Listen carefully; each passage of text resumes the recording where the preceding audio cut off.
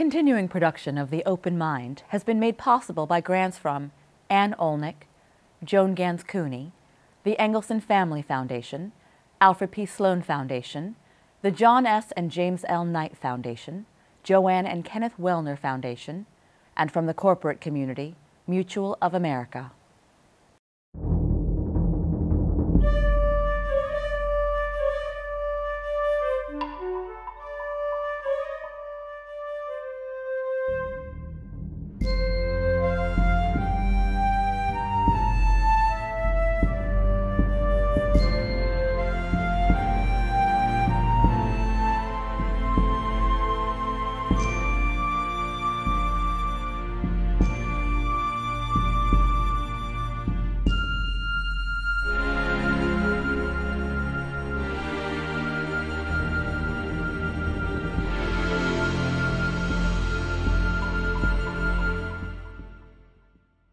I'm Alexander Heffner, your host on The Open Mind.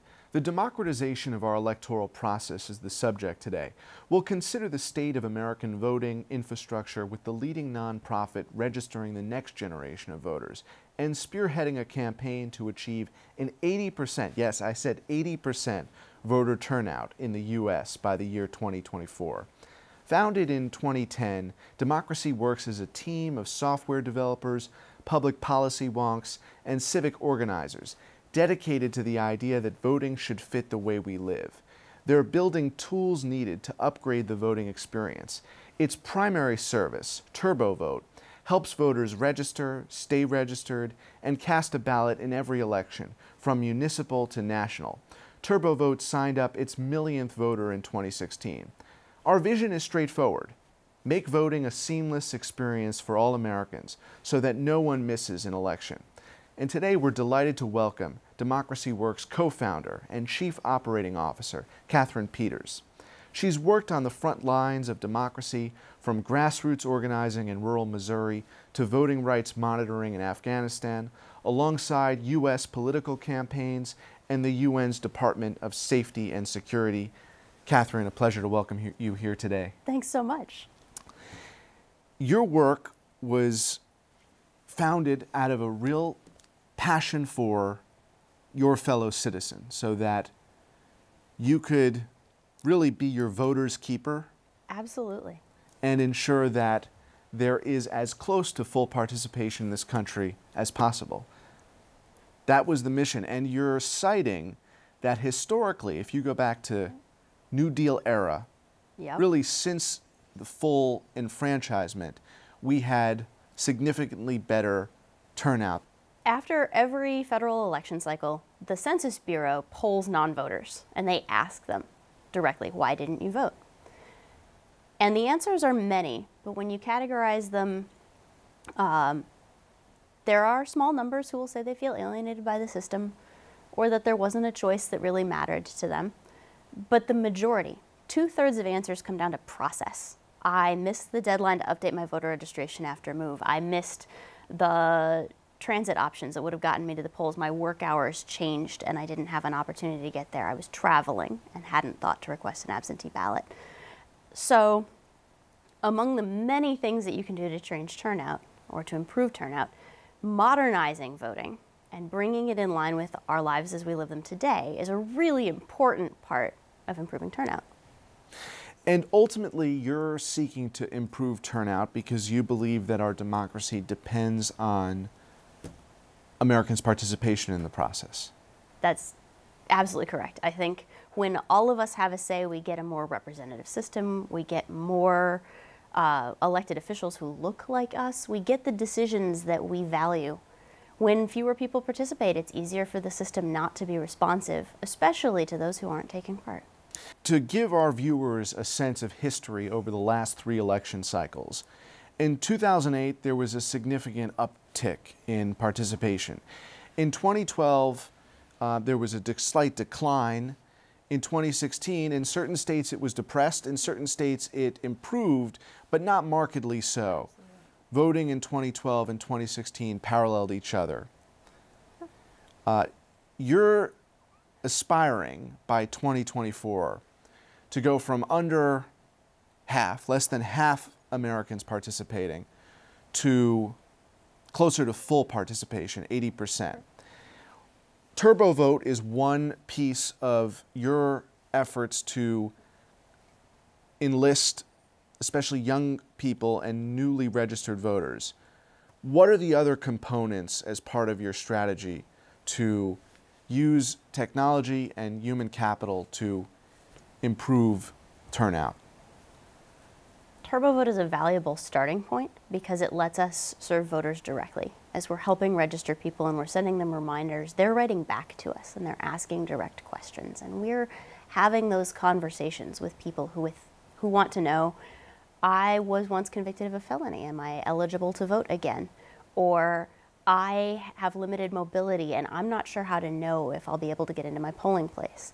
And those kinds of conversations have given us new ideas and generate, in many ways, a prioritization of how we can better help and what areas the process can improve.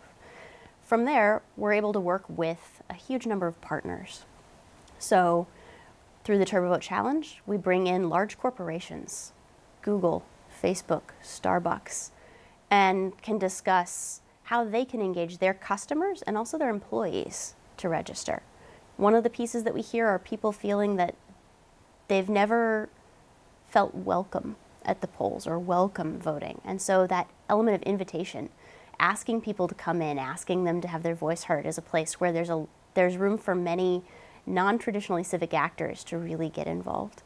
We also work heavily with local and state election officials. We have an entire election administration team within the organization where we can help them release data in open formats. So on the Voting Information Project, our work helps publish every polling place in the country, every federal election cycle, and for many state and locals as well.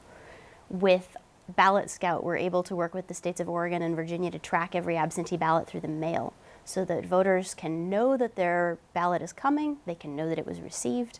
In Oregon especially, they can know that it was counted. That's a really valuable piece of feedback that, again, reinforces the positive elements of voting and can help more people turn out. We're continuing to work with election administrators to build tools that help make their workflows easier and help them better serve their voters according to our shared priorities. Turbo Vote is an essential tool for our viewers who haven't been on the site. Yeah. You can navigate the process. You can register to vote wherever you live. It's very an open simple. resource. We ask for your name, we ask how to contact you, a cell phone or an email address, and we'll start with where do you live.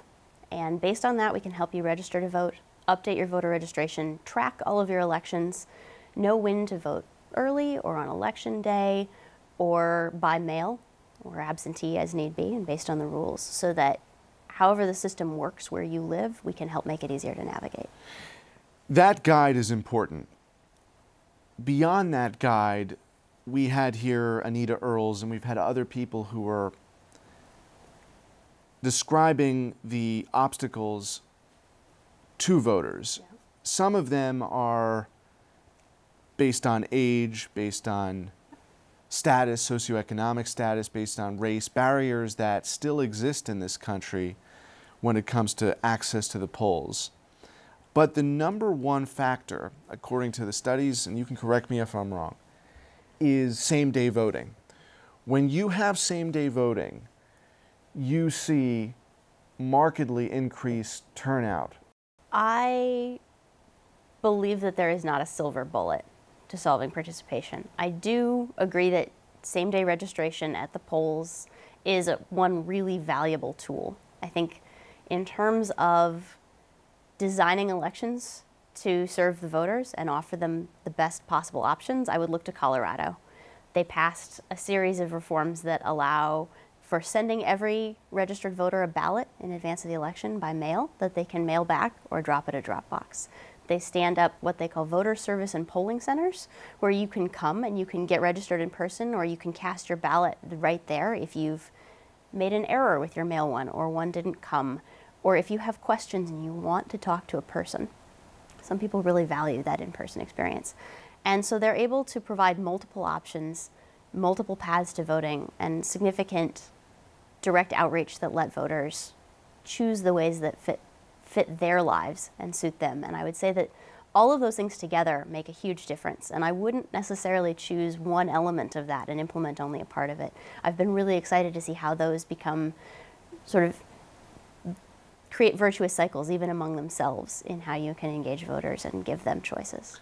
In several states, there's been legislation, some of which has been approved to give citizens automatic voter registration. Where does that play in your advocacy of voting rights? I'd love to say briefly that we don't conduct any advocacy for particular policies or for voting rights generally. We are very much a software building and implementation of policy kind of organization. Sure. Automatic voter registration is still so new that it's hard to know what its impact on turnout is, but anything that allows the states to engage effectively with their citizens and ensure that everyone is registered to vote at the correct address, under the correct identity information, and ready to participate is really valuable. I think AVR, as it's being implemented in some states, could really be an amazing step toward that. I also think that projects like the Electronic Registration and Information Center collaboration is also an important step in that direction. It brings together, I believe, 25 states now to compare their voter rolls, look for voters who have died or moved in state or out of state, and allows them to clean old information off of the voter file while also reaching out to would-be voters who aren't yet current and helping them get registered and up to date. And so I think outreach direct from election officials in whatever form that takes. It's a postcard after you get your driver's license saying, by the way, we've put you on the voter file, welcome. Or whether that's a postcard from an ERIC update that says, it looks like you've moved to our state and haven't registered to vote here yet, would you like to? That kind of engagement and that kind of invitation really matters a great deal. You're tracking the software and the technology associated with the registration and voting process. Yeah. Experts say that our systems are still terribly obsolete. However, the great promise of e-democracy, like e-commerce as being the solution, now has seen reality, which is technology can be hijacking the political process in a way that is unhealthy to democracy. So now that our position has been hardened when it comes to technology, that it can be a force for good or bad in marring electoral processes, how can you assess the infrastructure of our voting at this moment gearing up for these 2018 contests? Software and hardware are tools. It's true, you can use them for good and for ill. Going into 2018, the conversation among election officials is overwhelmingly about security. It's very exciting that the federal government reallocated new HAVA funds to help support this. There are working groups engaging each of the states and their election offices directly with DHS, for example. And I think that focus matters a great deal. After 2016, I think the public wants very clear reassurance that their votes are going to be counted as they were cast. And I believe that the election community and election administrators are doing everything they can both to ensure that that is absolutely the case and that they can communicate that effectively so that voters retain trust in how elections are run. So that is a significant element of our work this year. It's a significant element of the work that the National Association of State Election Directors is doing this year. And it's one way of ensuring that the tools are all working as expected. And from your conversations with state election officials, is it the conclusive verdict that paper trail should be preserved? We need to preserve paper trails.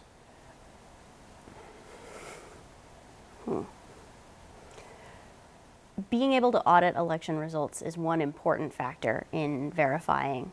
We will soon be working with the state of Colorado to build a risk-limiting audit system and allow them to conduct exactly that, a review of the votes and the counts that they were correct.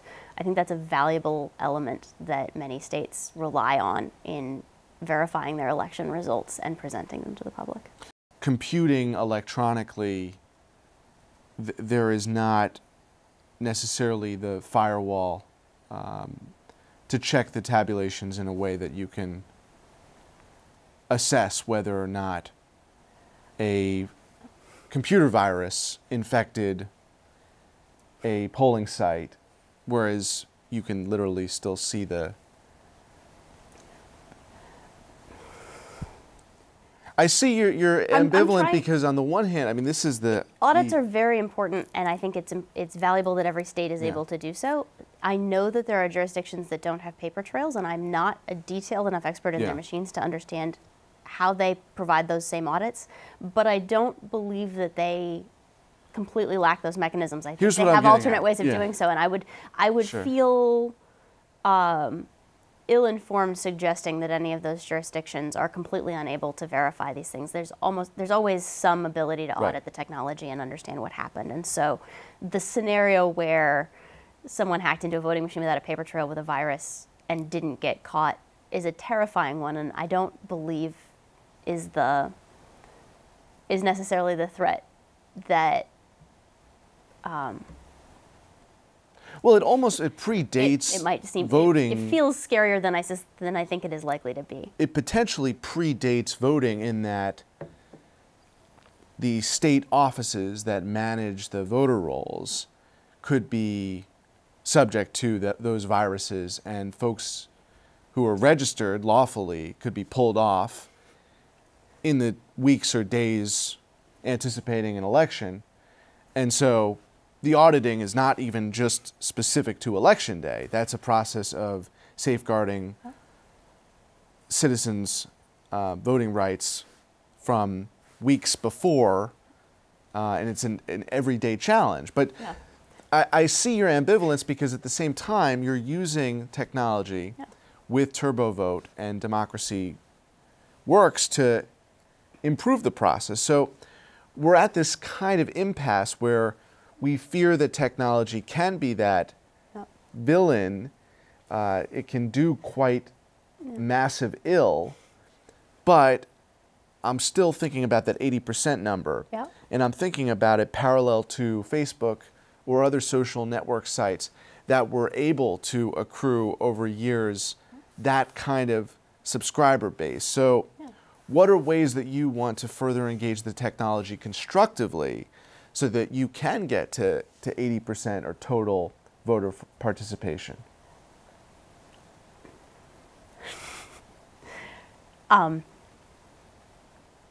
technology is still simply a tool. When we're talking about engaging with technology platforms like Facebook or Google or Snapchat, it's important that everything is being designed around people and for people. And so when Facebook is being really effective right now around elections, it is that they are including reminders in the newsfeed that say, not only there's an election coming up and you can register, but we'll say things like, your friend is running a voter registration drive and they're trying to register 5 other people to vote. Would you like to be one of them? And I think it's a very important piece that it isn't necessarily Facebook suggesting voter registration in that case. It's my friend Sam. It's my friend Kate. And I really love that technology, when it's working well, gets out of the way and lets us be in a community with one another and lets us be citizens together. And so that's one small example among others. But I would say that especially with the companies that do social relationships, that's a very easy way to do it. And it doesn't always have to be technology. Starbucks was putting an invitation to register to vote on their cup sleeves in 2016. And I think that kind of interaction it's less easy to click on a cup sleeve and it's less easy to follow through, but I think it's a valuable message and I think it's a valuable invitation to put out. I keep using that word. But being able to make people feel welcome, the technology is only a very small element of that. You're talking about people. I can't let you leave here without talking about people and the fact that the people have voted for candidates and campaigns that are anti-democratic in nature, not just in this country, around the world. So you must be getting some pushback when you're making the argument about fuller participation, when the people are the ones who are more often than not now electing autocrats I recognize that there are cycles in any nation's political history in which we find sort of common ground in many ways by leaning in one direction and then to another.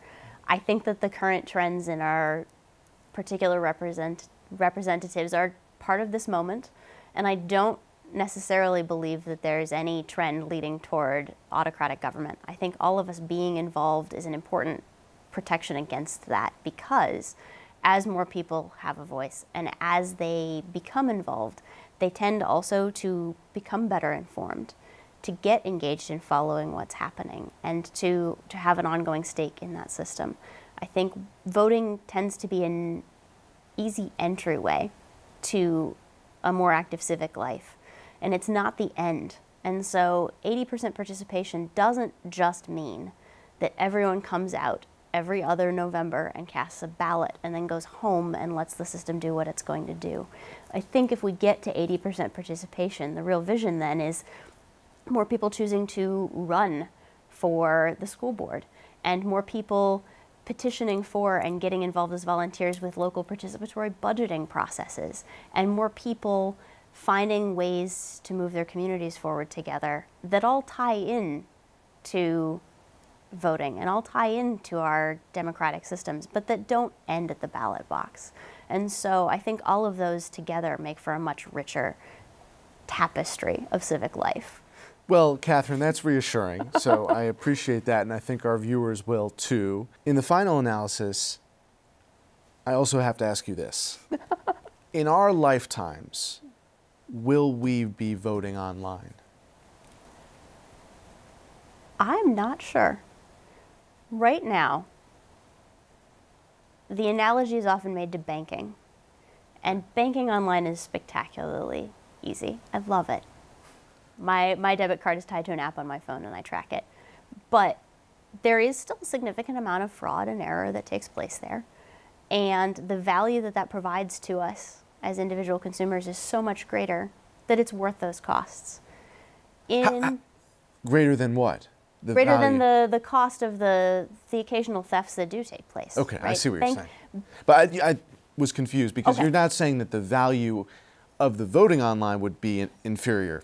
No, I'll let you now continue. I'm sorry. No, it's okay. So the analogy is that in online banking, I think the convenience and the ability to move money in these ways is so great that the cost of fraud and of error and of hacking is worth it. In an election, I would suspect that every citizen would say even one error in that count, even one error in the outcome, would undermine the entire system. And so that difference in margin makes it a much harder thing to build. And at present, I don't think that I've seen the systems for doing identity verification while preserving a secret ballot. It's really hard to know that I'm Kathryn Peters and that I'm an eligible voter and that I get just this one vote, and then later being able to count that privately. I think we've gotten attached to our secret votes. I wouldn't give it up. And so I know that there are some very, very smart minds and talented cryptographers working on it. I suspect there's an eventual solution. Until there is an effective system for doing that at a zero error rate, I believe that systems like voting by mail and voting early and vote centers and a variety of options will allow us to have that, in many ways, that same richness of opportunity to vote, while potentially keeping it a more personal and a much more human interaction. There are studies that show that people who vote in schools are sometimes more likely to vote positively on school bond referenda. I think the places where we live our civic lives matter, and to some degree being able to keep that in real life and on paper may have benefits we haven't understood yet. If nothing else, I would miss the stickers. I asked you, will it happen in our lifetimes? Should it happen in our lifetimes? As always, technology is the tool. It may be possible to design an online voting experience that brings some of those benefits of connection and of community. Right now, the idea of casting my ballot by swiping on my phone feels emptier to me. And I really love the experience of walking to my polling place. It would open the floodgates. In the same breath, if you can develop a foolproof, technologically superior model, there are folks on the FEC who have deliberated about this. But my problem, as we close here, Kathryn, is just that I don't hear enough people talking about it, and I haven't for a long time. And so now the energy is void of the idea that the technology could be a pro-social as opposed to anti-social or anti-democratic force. Yeah. Since 16 and looking towards 18, are you more confident in our technology's capacity to right the wrong? On the internet, it's hard to know who's a person. Anywhere where technology is legitimately connecting us to one another, I think it can be positive.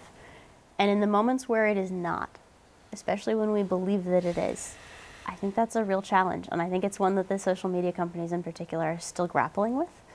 I am excited to see them engaging with those questions and asking those questions of themselves and of one another. And I think 2018 is a first step in many years of defining how these should work and how they should connect us. The anonymity is a real killer, isn't it? It can be. Anyone who's seeking to register to vote, how can they get on Turbo Vote and go through the process seamlessly? Really simple. The site is at turbovote.org, and from there, we'll start by asking you who you are and how to reach you and where you live. And the whole process takes about 2 minutes to sign up.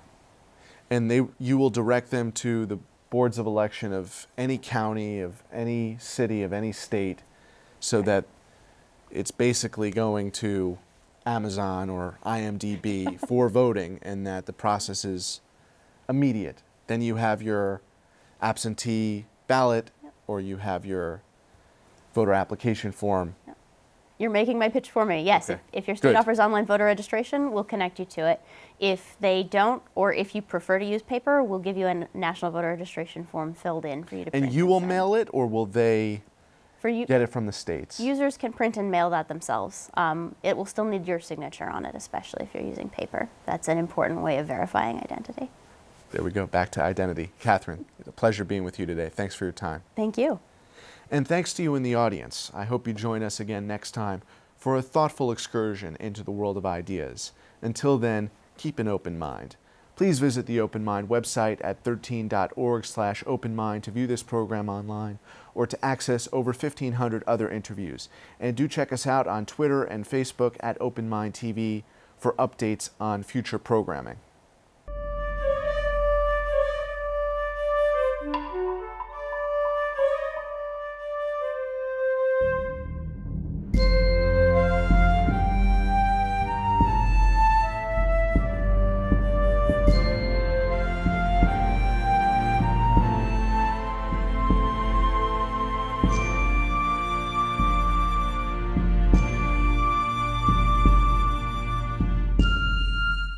Continuing production of The Open Mind has been made possible by grants from Ann Olnick, Joan Gans Cooney, the Engelson Family Foundation, Alfred P. Sloan Foundation, the John S. and James L. Knight Foundation, Joanne and Kenneth Wellner Foundation, and to the corporate community Mutual of America.